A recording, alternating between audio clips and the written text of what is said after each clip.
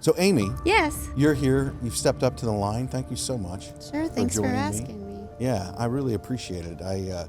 We connected on LinkedIn, and you spoke. You spoke last year, didn't you? A little bit, or you had someone from your organization Yes. spoke last year. Joe Hart, the president Yes. of Carnegie and Associates, came and spoke. He was a keynote. Yes. Yeah. So that's who you're with. You're with Dale Carnegie. Yes, I am. So tell us a little bit about what you guys do, and then I want to kind of ask how you ended up where you are. Yeah. Well, thank you for inviting me to be a part of this. I feel honored and humbled to Aw. be asked. Carnegie goes back. Gosh, this is a big anniversary of 112. So we're 112. 112. So we've been Holy around for a cow. minute. So, and what we're able to do, it really has to do with anything you think that has to do with people.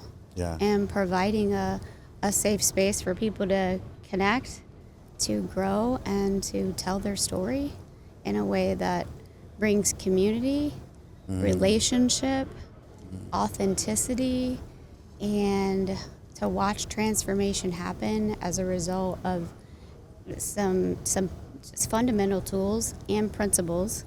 See, this is why I wanted to talk to you. This is all good. Thank you. This is all good. And I didn't create it or make it. It's just it's tools that are have been given to us, principles that are grounded in values. And Yeah. so being able to share foundational principles that help people build relationships, understand who they are from the inside out, and build upon that, whether they're at home, at work, or play. Yeah. It goes because there's people there. So, I mean, it's so much bigger than just a one thing. Yeah. But the source of the focus is people. Yeah. It's people. You know, it's interesting.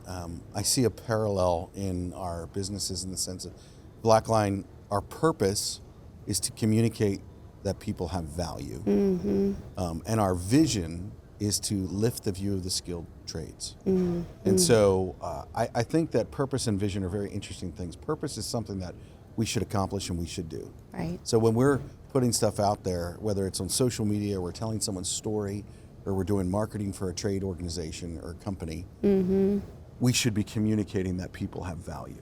Your purpose is something that you should be accomplishing. And your vision, I believe, is something that you might never be done with. Like vision is, it's like my vision is to lift the view of the skilled trades, and it's like, I want that to be happening for my life and beyond.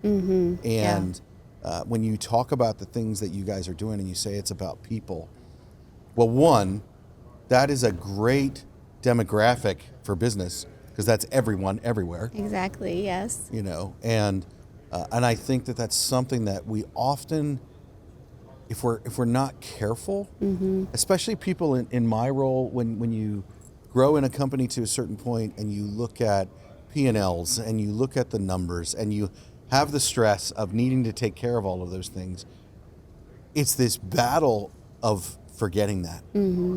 Yeah. You know, and the importance of actually keeping that in the front. Like, I think they both matter because, you know, if you want to keep the lights on, you got to be able to pay the bills. But if you're not paying attention to the investment in people and how you're continuing to do that, it's another way that you can't keep the lights on then. Right. You should just burn them out. Yeah. I mean, it is about the people. Without the people, that the organization doesn't run. And you know, it's the whole person as well, because you know, there's things that are going on in individuals' lives when they show up at work that if you don't know that person, how do you know that they may be having struggles at home? They could have been, you know, handed over divorce papers, or, you know, a child that's gone, you know, left home, or whatever. They could be grieving for some reason. That's still something that someone is carrying and bringing to work. And if we're not mindful of the person as a whole, and they show up at work and they're being placed in a situation that's unsafe because they're not mentally in a good headspace, right? Because they're grieving or sad or like broken at that moment, that they need support and help and a little time Yeah. way, or like just, hey, I see you. Yeah. You know, just someone coming up and letting them know that they're okay and that it's okay to not be okay. Yeah. I love that statement. I see you. I was just talking with someone about people in the service industry, and I would say the trades are a service industry. But, you know, we're at a convention, there's hotels, there's all these things around, and people that are in the service industry, it's the importance of letting people know that you see them, I think is one of the easiest and best ways to communicate value to people. Because when it's like, hey, I see, you know, you're doing this. I said to someone just this morning, I was like, hey, I just wanted to pull you aside and say, I think you're doing a great job. Because I'm always struck by people that deal with people. Like when I'm in line at the airport, whatever it is, and I've been the person that's irritated. But it's so essential, I believe, to take yourself out of your irritation and your frustration and be like, I always like to stand back like at the airport and look at the line of 10 people in front of me and the person who they're dealing with. And this comes from reading the book, How to Win Friends and Influence People. That's great. That your founder, I believe, wrote. And so it comes from that, where when I get up to the counter, I want to be like, hey, looks like it's a rough day, isn't it? And I just want you to know I really appreciate what you're doing, how you're keeping your cool, and thanks for what you're doing to get me on my plane. Yeah. You would be actually, you probably wouldn't be amazed. I am always amazed when I do that. Sometimes I feel like, well, this is going to come off as fake. This is going to come off as not real. And it's like, but I truly do believe that. Yeah. And when we do that, the way that tells people that we see them. And the only reason that I feel like I know that it works, other than the feedback that I get from them, is people have done that for me. Right. And when they tell me that, it is ridiculous. You know, I work, it's ridiculous how it makes me feel. I work in construction, and we do jobs that sometimes last a year or even 2 years. And through that time, you're in like a relationship with the client. You're in a relationship with the other trades. And it's like, I've been in situations where the job has been a slog. Like it's been really, really hard. And I've been like, I never want to work with that person again. And we get to the end of the job, and the guy comes up to me and he's like, hey, I just want you to know, I see everything that you guys did through the job. I see all this stuff, and I'm amazed at what that does to me personally. Sure. Yeah. Well, and I mean, built, and that doesn't surprise me, because built within all of us, within our DNA, is to connect. Yeah. And have community. It's unity and connection. And so it doesn't surprise me. It doesn't matter where you are when you're being kind and showing genuine interest, and people just gravitate to that. They're hungry for it. Yeah. They're hungry for it, and we're so distracted. I mean, our technology is great. The phones are wonderful. You know, they bring great value. It's just being mindful of, are we present, right? Yeah. Regardless if I'm standing in the corner, I'm like standing in the front of a counter with somebody, or am I at home with my kids, or my grandsons, or with a client, or you know, being at the summit this week has just been. It's been helpful to just put those away and just like, hey, you know what? Let's be present. And this industry has figured out what matters most, and they're in process of making sure that this is known. People matter, and that's what the more organizations delve into focusing on developing their people, regardless of if it's Carnegie or if it's Echelon Front or if it's someone else that's focused on serving other people, and it's not about them, it's going to help grow that person, and they're going to be a different human where they work and where they live. And that's just the repeated theme we hear over and over again. Well, and I mean, I think that's the thing that this industry, and in the trades, we're learning about that. I come from a time in the trades where I don't know if we were aware of it or it was just a different time in life. And I think that things go in these waves, in these cycles. Sure. And so, especially, you know, you talk about Carnegie and 100 did you say 112? Yes, pioneered. 112 years ago. And when I was talking with you earlier today, I said I love reading books, that are really old and they still apply Right. here today. You know, Right. Carnegie and I'm trying to remember the name of the gentleman who wrote The Effective Executive, one of my favorite books, Peter Drucker. Peter Drucker, he's a good one. They wrote things that still apply.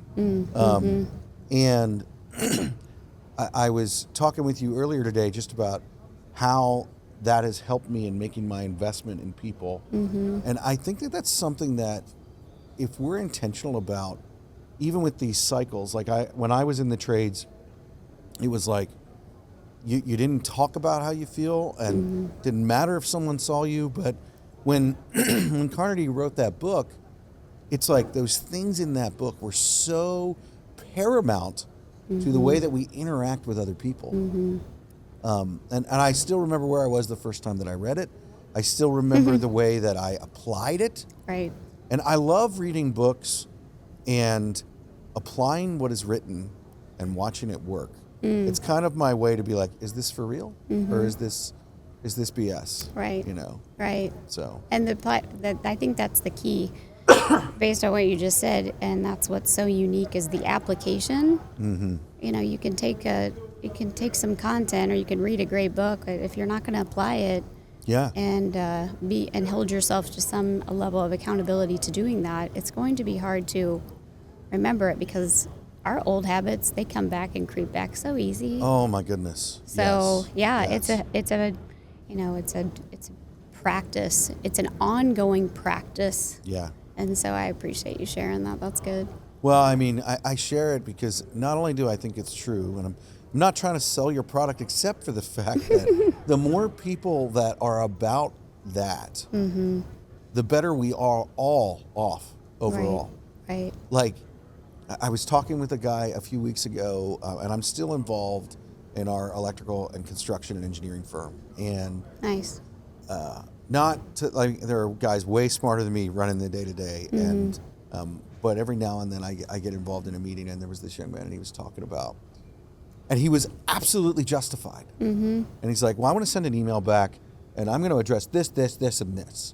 And it was like, and he was 100% right, and I'm just like, well, wait a minute, what is that going to accomplish? Is that going to make them be like, oh, well, yeah, we want to work with you? You know, you're pointing this out, and talking with him about, well, let's think about how we respond. And not that we're not truthful, but how can we communicate, you know, instead of being like, you know, it's like, well, hey, I really want to help this succeed, but I'm not sure how to do this, or this. And changing the way that we respond, and also the importance of just listening to people. It's the key. I mean, and I am really, really bad at that. Like it's kind of like, you know, when you're driving your car, and if you haven't changed the oil light comes on. Yeah. That happens to me, where it's like this oil light comes on in my brain, like, oh, I haven't been listening. That's why I have this turmoil here. You know, and I gotta be like, okay, because it's amazing to me, that change. Well, it's an indicator something needs to be done, right? Absolutely. And too often we ignore those indicators, whether we're distracted by the hard stuff, which is why we have it requires other people around us to help us be the better version of ourselves, because we can't get there alone. Yeah. I think that's some of the things that have been, I don't mind the word, I don't think we ever self-help.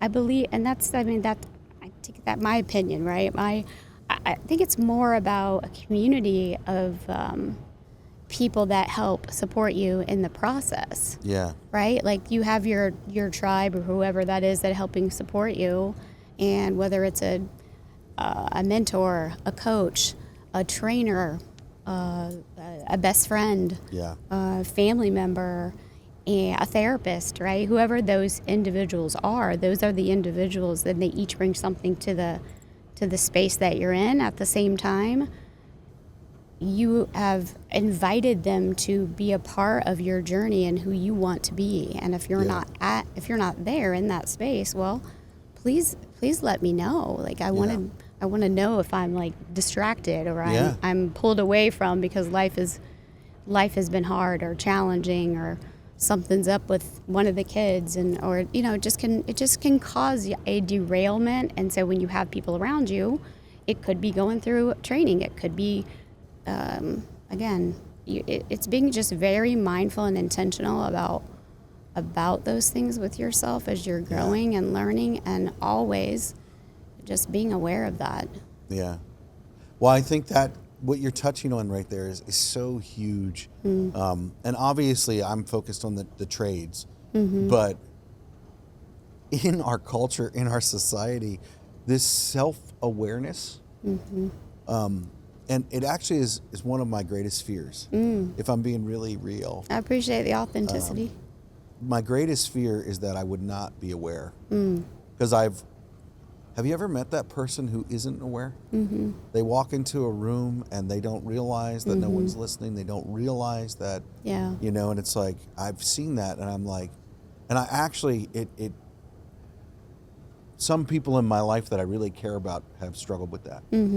And it's broken my heart because they're not even aware that they struggle with it. Right. And I think that's what scares me about it is, right. oh, you're not aware of that. And it's like, well, if they're not aware, then how do you not get there? How do you fix that? Yeah. I mean, so this is one thing I love about doing these podcasts. I get to sit down with these really important, really smart people. No.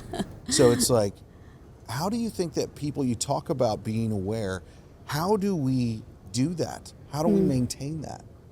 Well, one, thank you for the question and your transparency. I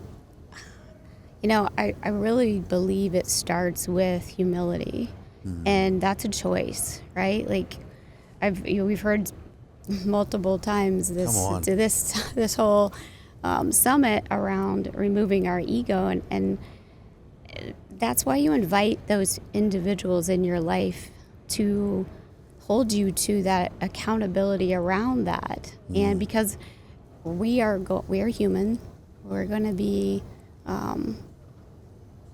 again, we may be distracted by our life pain. We may be laser focused on that big project. We can't see to the right or to our left, and we don't mean to. Right. We don't even know we're doing it. And so it's really just about removing those blinders. So when I don't know those blinders are there, I know those key people in my life are there to go, hey, I see you in this space right now. What's going on? Yeah. Like, how can I support you right now? What's pulling you in that direction? So I would say that is an important space you want to remain in. It is in that humility. And again, it's a daily choice to have that humility, because sometimes we're not aware. Yeah. It's too close. Whatever it is we're going through is too close. Yeah. Do you think the older that we get, the harder it is to maintain it? Let me rephrase. This is what I mean. So, like, in the trades, experience matters. And there are things that we learn, and the only way we learn them is by doing them. And so I don't know if we were on air when I was talking about this, but when I was younger, I had all these friends that were 40 years older than me, or 30 years older than me, or whatever. And I would learn so much from their experience. Yeah. But what I've seen in our industry is, as we gain a certain experience, whether you come from the era that I came from, where it was like, well, this is my title, this is who I am, you do what I say because I say do it. It wasn't this investment in people. Whether you come from that area, or whether you're trying to figure out how to move forward, I guess my question is, how do you? So we're real and authentic, and it's like I was going somewhere, and my brain didn't leave you. It just. So okay, here we go. When you get older and you have that experience, how do you keep from letting your experience steal away from your ability to remain humble? How do you, because you tend to feel like, well, I've been there, so I know. And again, not to make this all about my faults and my issues, but I know my issues very well. And what I would say is, it's like, oh, well, I've done it this way and this works. That doesn't. And someone new comes along, and you talk about remaining humble. It's like, well, how do we continue to not let our experience steal our humility or our humbleness?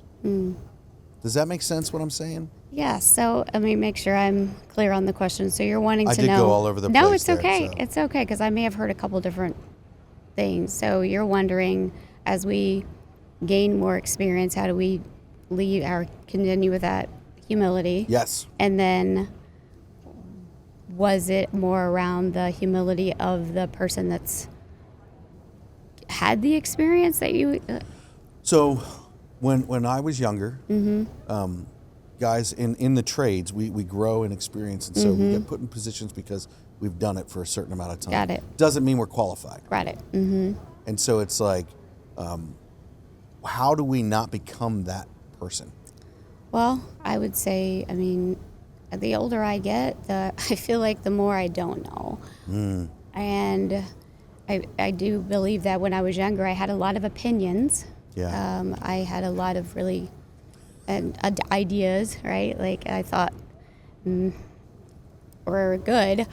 What I've learned, and that probably brings about the humility, is that, man, there are a lot of others that really are so good at what they do. Yeah. And I don't want to get to a point where I'm at this level because of the experience. I want to look at it was like, man, I'm here because of my experience, and wow, that was not an easy path. Yeah. And help me to have empathy for those that are coming up into that space, and to see them and how maybe I felt in those years when I didn't feel like I was, I felt like I knew everything but didn't, right? Like I didn't at all, and I was more insecure and lacking confidence, so I probably overcompensated that with a high level of energy or a good attitude or whatever. But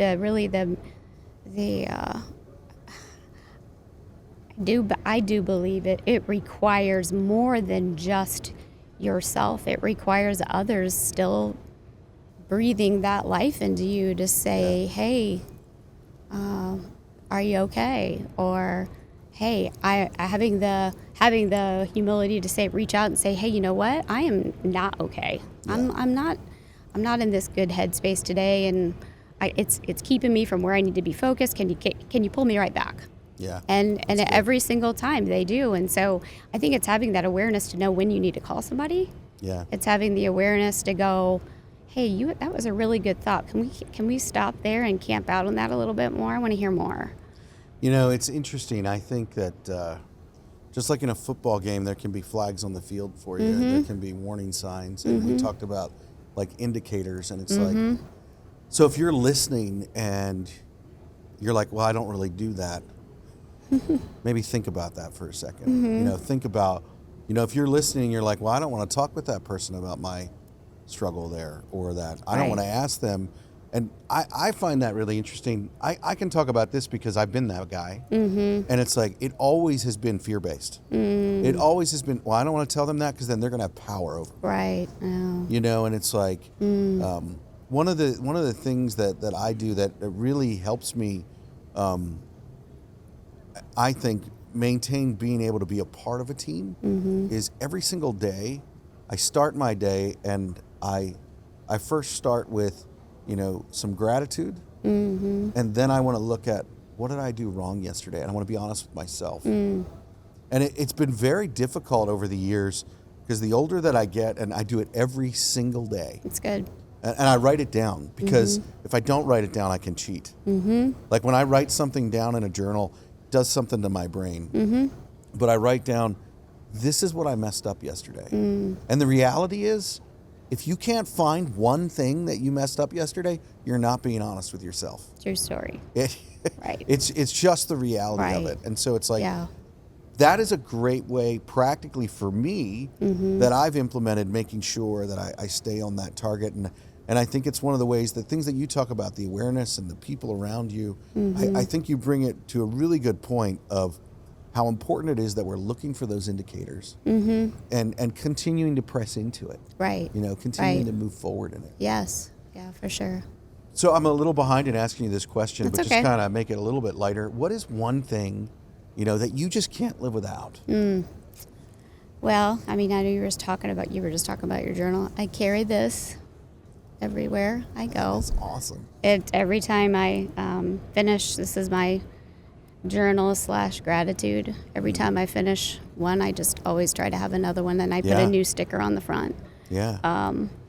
And one thing that I strive to do on the daily is just to have that quiet time where I can, and it's typically in the morning, where I just can reset, start afresh, and list the things that I'm grateful for. And those things can be as simple as rest. Yeah. Right? It's a fresh day. And it could be this as simple as the sunshine peering through on my floor. Yeah. Or like just getting to talk to one of my kids the day before, or getting a simple text, or whatever it may be. And this week it's been being here. Yeah. Right? Like the amount of people that you get to interact with, and just, man, everybody really cares. And so that's the one thing I would say is just a daily practice of having, writing down what I'm grateful for, and that's awesome. a journal, and journaling as well. And then I have a prayer that I pray on a daily, and I picked up a couple more that I do on a daily since the summer, and incorporating that in with the Lord's Prayer on a regular. But it is something that grounds me, because I know that some point during the day I'm going to get derailed. Yeah. And what am I going to be falling back on? And if I'm not mindful, if I'm not intentional about that, other things are going to jockey for my attention. So that's really good. That's really good. I think, you know, you talk about that on the daily and starting in the morning and gratitude. I've been hearing a lot about that. And but then you talk about you're going to get derailed. I read just this morning that that you will. I thought, I find words really fascinating. I'm always paying attention. I'm looking up, you know, what does the dictionary say this means? And it's like, I was reading this statement, and it was like, you will see trouble. You will. It wasn't like you may. And the sentence before that I read said, you know, you may this. And it's like, then it said, you will. And that is a for certain thing. But when you prepare in the morning, and I think this covers such a wide gambit of how we attack life, how we are intentional in business, all of these things. When you take that time in the morning, you are literally preparing yourself so that when that issue arises, when you're derailed, when that trouble appears, which it will, you're prepared for it. And it's like, so then it's like, oh, knew you were coming. I'm going to pivot, and I'm going to do this, or I'm going to do that. And I think that is essential. And just another thing, just to touch on what you're talking about, your one thing, I love it, by the way. Thank you. I absolutely love it. And I'm going to make sure that you get a notebook with Blackline stickers all over it. So, Thank you. But the reality is, I recently was talking with someone, and I've said this a couple of times this week, because I was in a business meeting a couple of weeks ago, and I was just really honest. And if you're a CEO, a founder, a boss, a leader, a foreman, it doesn't matter what level of an organization you're in, you probably are like me, where you struggle with anxiety. And it's like, I wake up in the morning sometimes, and I'm telling you, it's like, it's pervasive. It's like clawing at my brain. And I was in this business meeting, and a guy asked me, he goes, so how are you doing? And I said, truth? I said, I am wrestling with my anxiety and my stress of how do I deal with this? How do I deal with that? And he said to me, he goes, I just read this thing in a science journal. And I was like, really? And he starts to talk to me about it, and he goes, so they did this test in your brain, and there's this part of your brain over here, which is related to gratitude. And there's this part of your brain over here, which is related to anxiety, worry, stress, and all this stuff. And when this part is activated, this part can't function. Right, exactly. And you talked about that, and it's like, So I find myself in the mornings, one of the things that I started doing, this was a few years ago, and it's like, it just made me make this make sense. I pick 5 things, and the first thing that I do in the morning is I'm like, okay, 5 things that I am thankful for in my life. Good. And I pick 5 because 3 is too easy. 5 makes me have to think about it sometimes. Yeah. And it's like, and like you said, what was it the other day? I was so consumed with anxiety. I'm like, I'm breathing. That's a positive. I'm breathing. It's Right. like, oh, I'm sitting here on the edge of my bed in my bedroom. Right. And it's cold outside and the heat is working. There you I'm go. warm. Yes. It's like, Yeah. and then I thought of, and it's just, for me, oh, my kids are healthy. Oh, my wife is healthy. Oh, and that gratitude, it affects things. And it's like, listen, it doesn't mean that I ignore the things that I'm concerned about. Nope. But when we start with gratitude, I feel like it takes things that we would worry about, and worry is different than concern. Yeah. In my opinion. Yes. Like I said, words matter. Yes, they absolutely do. And so it's like, it's okay to be concerned. Right. Because you don't want to ignore things. Nope. I don't want to be like an ostrich with my head in the sand. Nope. But when I do that gratitude thing, it really helps me to be concerned instead of consumed with worry. Yes. Yeah. Well, and I haven't always done that well, and your science backed up the anxiety. And if you can't have anxiety and gratitude at the same time. Yeah. It is a science. And so it has been a practice, but the practice began back in, it's been picked up a few different times, but I started a consistency back in 2020.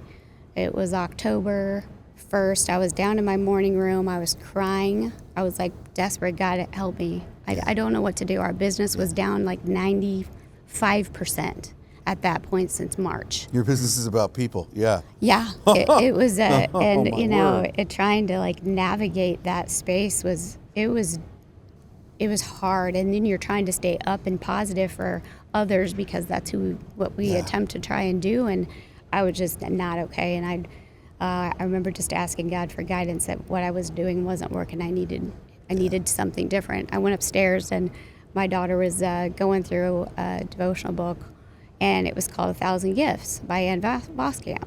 I know that book. And I was like, ooh, I have that book. So I ran downstairs and I opened it up and I started leafing through it, and I found in the back all these spaces that were available to list 1,000 gifts. So I started doing that, and I committed to doing that on that October 1st. And, it started small, just a few things. Yeah. And I can tell you, I did not feel any different.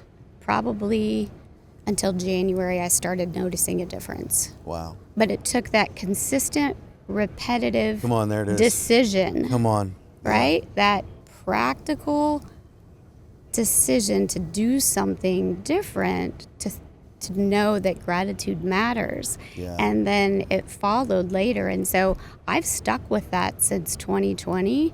And this, was it yesterday? I hit 7,000 gratitude moments of just being grateful. Well, and again, it's not because, I'm listing all these grand things on there. It's been a consistent practice for 4 years. Yeah. That is a long time.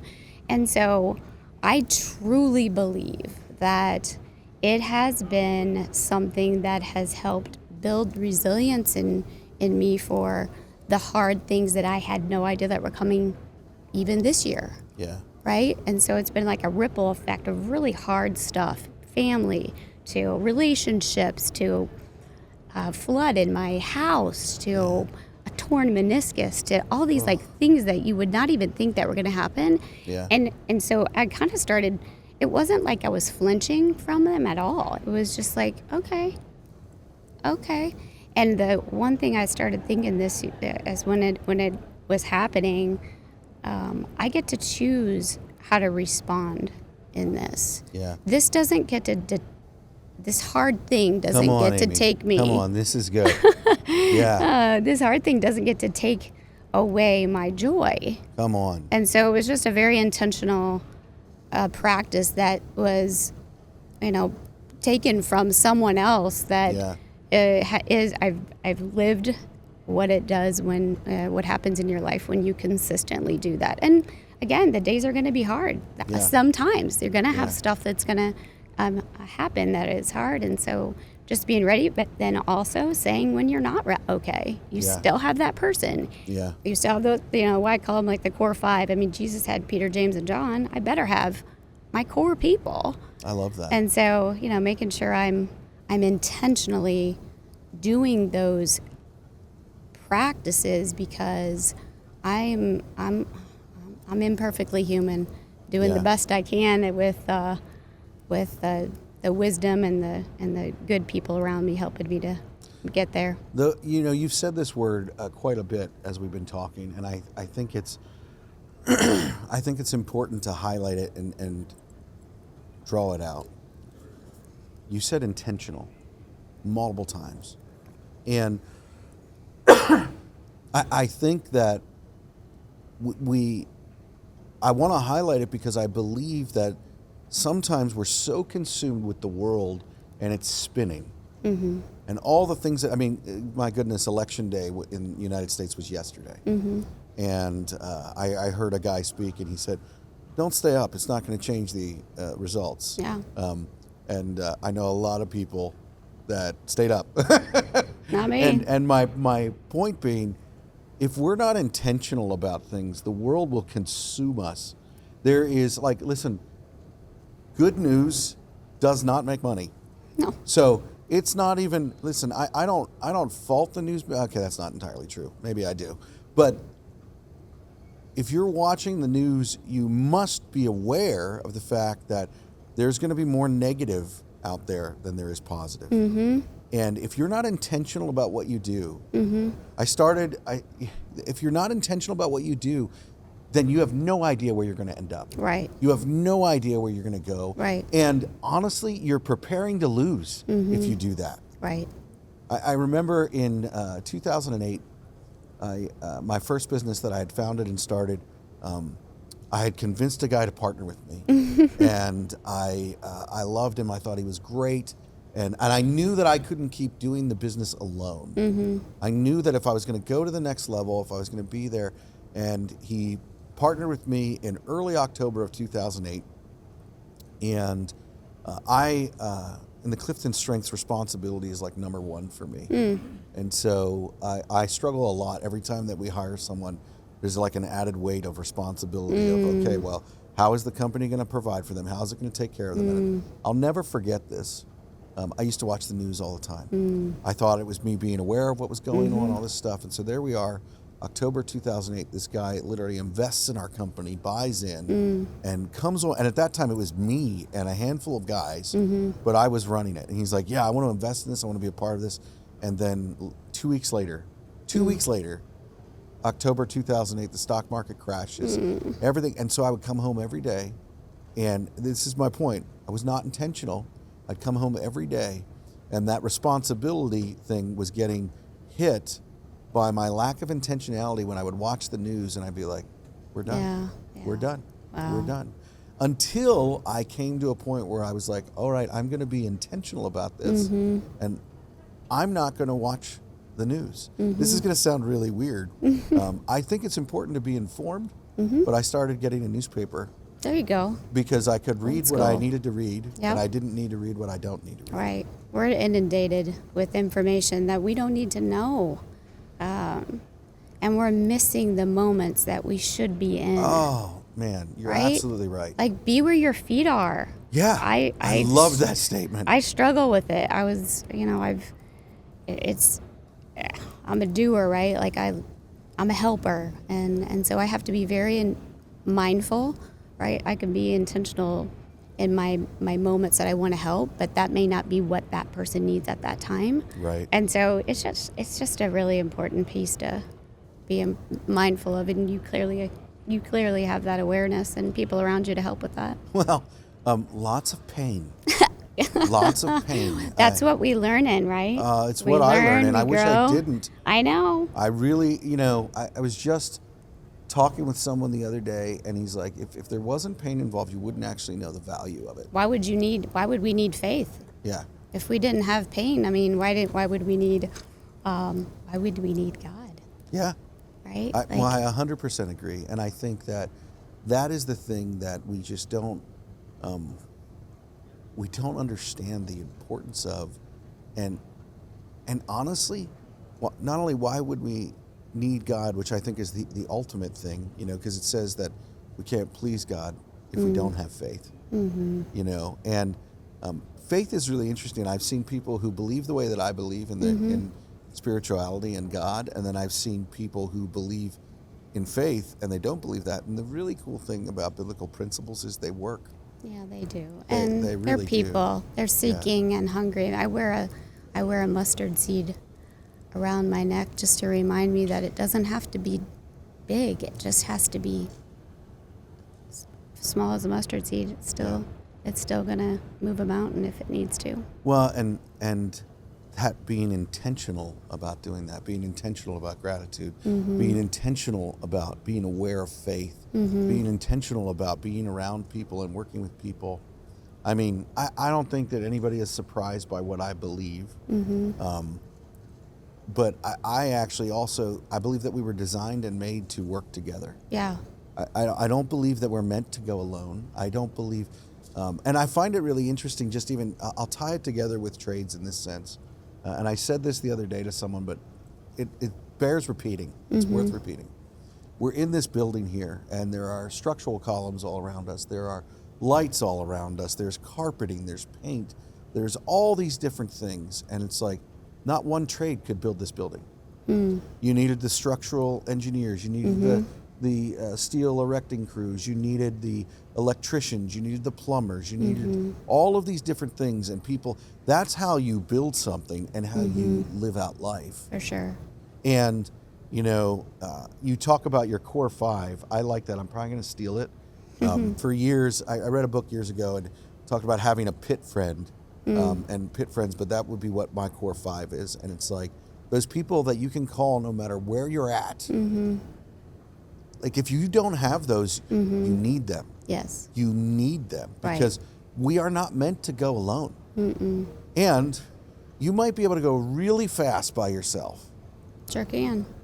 But it's not a sprint. It is a marathon. It is. It's a journey. It is a journey. And it's like you can't go far by yourself. Nope. You have to have a team of people to do that. Right. You have to. Right. You can't. You can't do it by yourself. Nothing that we do is ever on an island. There's always a team or a group or another person that's helped us be where we are. I would not be where I'm at without the people around me believing in me, giving me opportunities, and loving me on the way, letting me fail, and getting back up and saying it's okay. Yeah. So yeah, I encourage everybody to have a core five, or even if it's a 3, just have people that you can lean into that care and love you authentically. They don't judge you. Yeah. They don't look down upon you. They don't shame you. They see you. they appreciate you, they challenge you, and they give you that space to be undone. So, and celebrate. They give you all of it. Well, and you. That's just it. We're not two-dimensional people. Like No. if you're watching us right now, it's two-dimensional, but it's like it is a three-dimensional world that we live in, Mm-hmm. and I think that's something that's why you need all those different people. Mm-hmm. I want to ask you 2 questions actually. Okay. And I prepared you for the one, so that one's coming. Hopefully you're all right that we're still talking. Yeah. Because, and this next question, this is a little risky. That's This okay. is not planned. But I don't always get to sit down with someone who their job, their business is people. Which, that's an interesting statement that I just made because all of our jobs Our people. All of our jobs are people. The question is, are you intentional about it or not? And but it's not often I get to sit down with someone that's their focus. You know, when I was an electrician, my focus was electrical work, Right. even though my job was still people. Yeah. I talked with you about how, so now since I have someone like you in the chair, I want to ask you this question, and it's about words, and it's about defining them a little bit. So if it makes you uncomfortable or whatever, just be like, you know what, ahead. I'm done. Throw the mic down, get up, storm off. It'll be great for effect. But I read a book years ago, and it affected my brain in realizing, I don't know if I want to go this deep. You're good, man. We can go deep. Okay. So I read a book, and it talked about hurting people and harming people. And so I want to ask you to help us define, this is a challenge, what is the difference between hurt and harm? Because and let me just kind of wrap it up and give you some context around, let me tell you what I think, and then you can tell me if I'm on the right track or I'm wrong. Okay. I think it's inevitable that we will hurt people. I've had to fire people because they didn't do their job, and I know I hurt them. I've had to lay people off because we didn't have work for them. I know I hurt. They told me abundantly clearly that I hurt them. And I think that, let me be really clear, I don't know that I did everything right in the way that I let them go. But let's say that I did. I think I still would have hurt them. And then there is harming people for me. And in my perspective, I think harm is something that is long lasting and it's deeper. So if I'm going to be real, I talked about how I hurt people. I've also harmed people. And most of the people that I've harmed are the people that I love the most. Sure. And so as people, since this is your business, what, am I looking at that appropriately? Is there a different way to look at it? And how do we do it differently so that we're not doing the detrimental one? And how do we approach that? Well, one, thank you for your vulnerability and the question. I don't know if I'm going to answer it eloquently at all.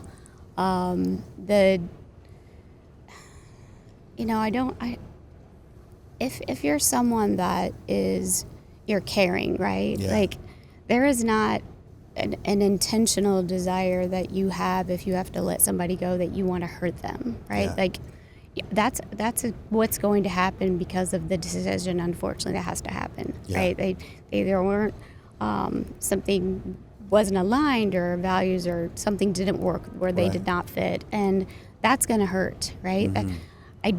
That wasn't something that you wanted to do on purpose to injure that person. True. It still may hurt them and injure them and their confidence for a time. Yeah. We can't escape pain. We can't escape that hurting. And I do, the motive of the heart of what we're doing and why we're doing it has a lot to do with that, and the reflection of that reflection, right? Like, I think of reflection as part of why you journal and why you ask yourself those questions, because I never mean to hurt people intentionally, but I know I have. Yeah. And it's always usually it's like I find out later, oh my gosh, I'm so sorry, right? Like, I had no idea. Yeah. The heart behind me, that's not within me to do that on purpose, to hurt somebody. Yeah. It happens because we're human. Yeah. And I think at times, sometimes how do I say it? I know for myself, I will carry other people's hurts because of the empathy that I have that's so deep. Yeah. That sometimes I carry the hurt that I may have unintentionally caused for longer than I should. And so some of it has to do with just going, okay, I didn't do that on purpose. That wasn't my motive. And just reminding ourselves that it wasn't. It's also acknowledging and going, you know what? And saying, I'm sorry. Yeah. That was not the intent of my heart to hurt you. Yeah. And I want you to know I love and I care about you. And that you matter. Yeah. And so I think it's just recognizing that where the motive come from. Is it an intent that you wanted to, like, you're mad and you wanted to actually hurt them with what you said, whether it was a passive aggressive comment or what. But Yeah. I think there's a checking of our motives. If there's, That's really good. if you're feeling there's something coming and it's stirring and it's causing this rift within you or this tension, you're like, okay, pause. Yeah. How about we find out what that is first before we actually address this, because it may be something that I'm working through that I need to not address.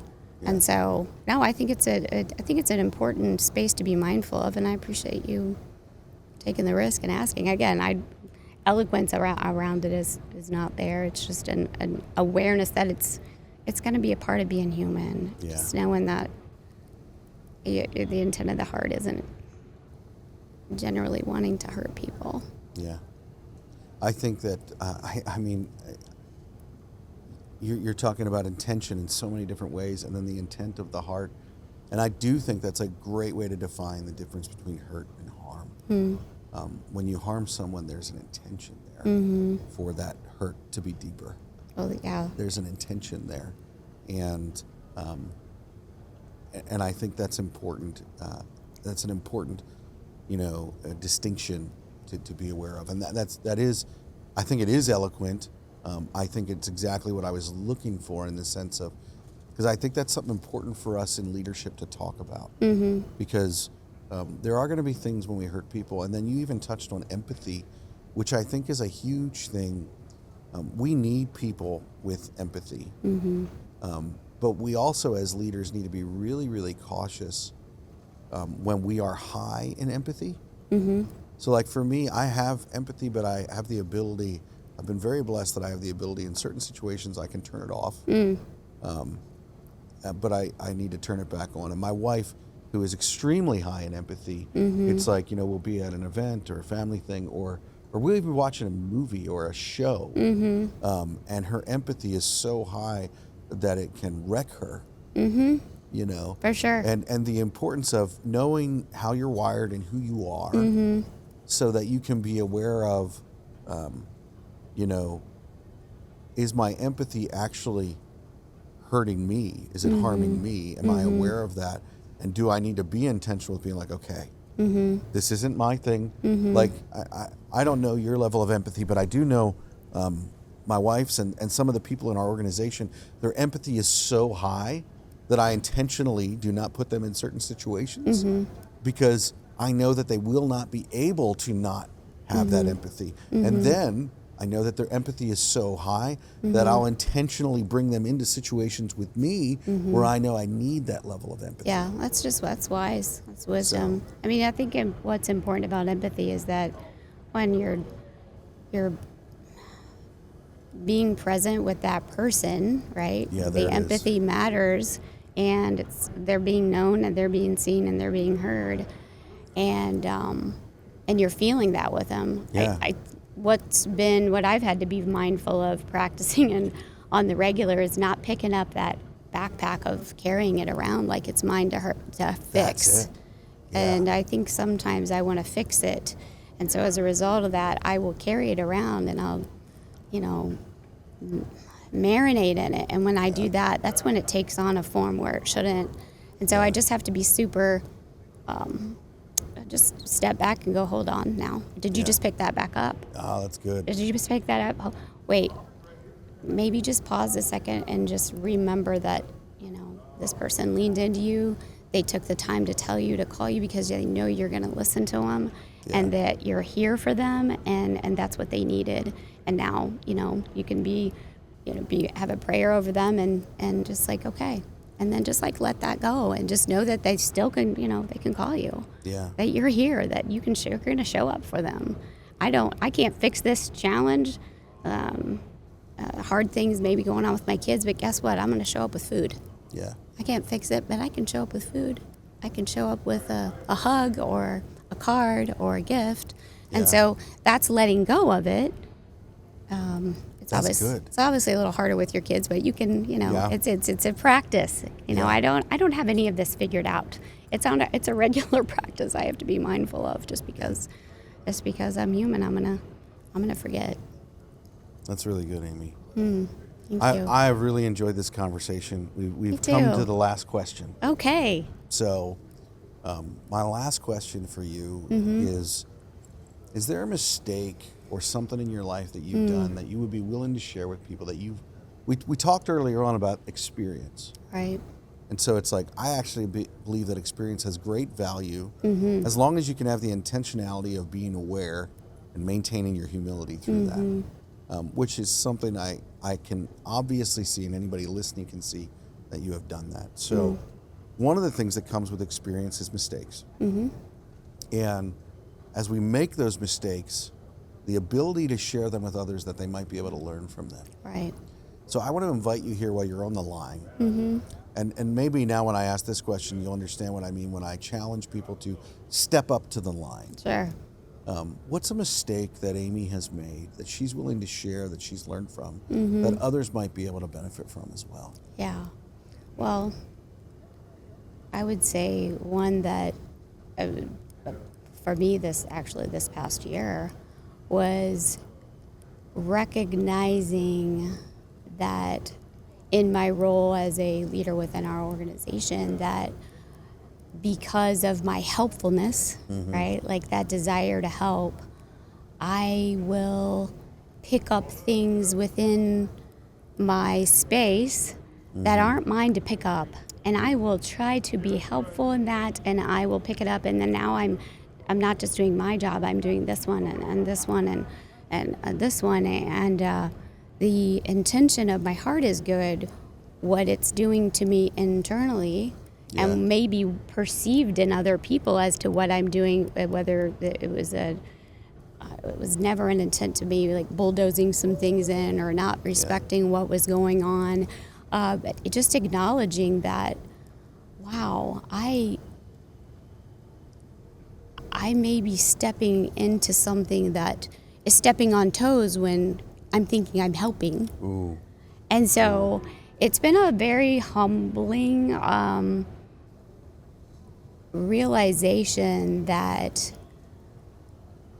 I just have to be intentional about knowing when I'm doing that. Yeah. Because, again, the heart behind it is helpfulness. Like, our greatest strength can be our greatest weakness. Ooh, and that's it true. is, this is reign true for me in this, because helpfulness is a strength. Well, picking up and helping is still something that can also be your greatest weakness if someone's not needing it, or they don't want it, or it's not been asked and you're stepping on toes. And so it's actually been very freeing this year to let go of the things that I was doing prior that I thought was a helpfulness, and it's given me an opportunity to put more of an effort in the areas that I focus and help in within the my role as a people person within what we do. So yeah, it's been a great learning. And so one of the things that I've been saying all year long is, regardless of what's happening or what's going on or what's coming at us, what hard's next, is like, how am I going to respond to this? Yeah. Well, I'm going to choose ownership. I'm going to own my part, and I'm going to own that, and that's how I'm going to respond. I'm going to be mindful. I'm going to run with it with a level of ownership and not a pointing of a finger, and just say, okay, thank you for bringing that to my attention. I feel aware. I'd like to step back and take a look at this a little bit more internally, and then help, within myself. And it's just given me an opportunity to just step back and look at things differently, that help me, that help others, and help build relationships, or build back relationships, or build relationships stronger. And so it does require a mind shift. Yeah. And words, they matter. Like what you say to yourself matters. Oh, absolutely. Matters. And allowing yourself to have those moments where you're okay. I'm one of those days where like you're walking this way and you just need to fall flat on the ground because you're not okay, Yeah. and you give yourself that 5 minutes to just be unraveled. Yeah. And I can say when I was going through that, there were multiple moments where I needed to do that, and then I'd give myself that 5 minutes, and then I'd get right back up. Yeah. Because you have to get back up. You have to feel it, but you have to get back up. And so it's helped me be able to be prepared when the other wave of whatever was coming that was hard was right around the bend. So I'm grateful for that. You talk about that. I find it really interesting because you just identified something I learned early on in my marriage about my helpfulness being a mistake. And because my wife, we were really young, and our early 20s, we got married, and so she is like the coolest person ever. No, I love that. And so I just would, when we first got married, and I still am this way, but I've learned being helpful looks different than what I thought it did. Yeah. And she would be stressed, or she would be, I would come home and she would just be crying. And I would be like, what do I need to do to fix it or whatever? And you made this comment about maybe you just need to fall on the floor. My wife said to me, she goes, every now and then you just need to have a good cry. And I didn't understand, but true. It's like, it's one of those things. And it's like, I realized, I don't need to fix it. Right. I just need to be available for you. Right. And that was huge for me in learning of what level of helpfulness is actually helpful. Yes. And what level of helpfulness goes from helpfulness to hindrance. Yes. Right. Yeah. Well, and it's what I do in my job every day. My role is to communicate what's going on, what are some of the challenges, how can we support that, and coming up with a solution to help, a long-term solution that's going to help serve and support the people in the areas that they need. And to not do that with where I was in my role, what I was doing with sometimes with my kids, right? Like stepping in where I shouldn't be, because that's what I do. It's just been a very powerful lesson that I've learned that I didn't even know I needed to learn until it actually happened. I was blindsided by it, and I'm really grateful for that because it was a really tough lesson to learn. And again, I go back to being imperfectly in process, because we're always learning. If we're never going to have this figured out this side of heaven. And if we can have that mentality that I'm always learning, and help me to do this with humility, and to know that I'm going to do it imperfectly in process, and that I want the intent of my heart to be with gratitude and grace, because we all need it. Good. We all need it. You're going to do it imperfectly in process with gratitude and grace. Yes. Wow. So as we close here, one, thank you so much. Thank you for having me. stepping up to the line. Yeah. So Appreciate it. if I'm a company or a person and I want to hire Dale Carnegie, where do I go? How do I find you? Wow. Well, we are global, so you can find us if you Google DaleCarnegie.com, and then we're in your local territory. We can help support you. If you're in the dirt world and you're at BuiltWit, and you're part of BuiltWit, there is actually an opportunity for you to get involved at a partnership rate. And so, because we're partners with the BuiltWit and the dirt world, to be able to serve and support. And so, you can find me on LinkedIn at Amy Porter, and I will help get you connected where you need to be. So, Awesome. Well, I would encourage you, if you're listening to this, DaleCarnegie.com, Amy Porter on LinkedIn.